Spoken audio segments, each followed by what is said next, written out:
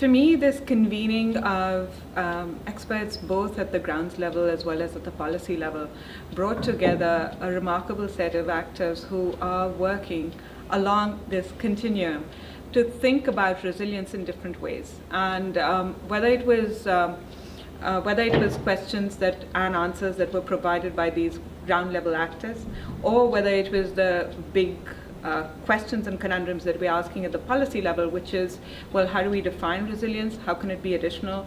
And what can we do as an international, in the international space, in terms of policy, as well as in terms of providing better and more compelling evidence about what works and what doesn't.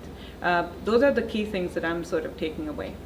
So a couple of things that I think could work as we are going forward is to acknowledge, of course, that we are in this brave new world where we have access to different sorts of technologies, and so there was some discussion about technologies and communications that we can use, but also different sorts of interdisciplinary and transdisciplinary thinkings, for example, in complex systems and complexity.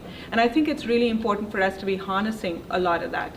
A key concern for me has been for a while how we're translating a lot of this knowledge into action.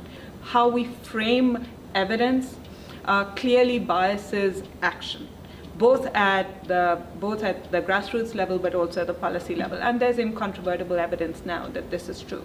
So what is becoming really important for us is to recognize that although we may be building a huge amount of knowledge and a huge amount of evidence on what works and what doesn't to increase levels of resilience, what we are not seeing is the crossing of the chasm from intention and knowledge on one side to action. And I think what we really need to be doing is to think in creative ways about how we can bridge it.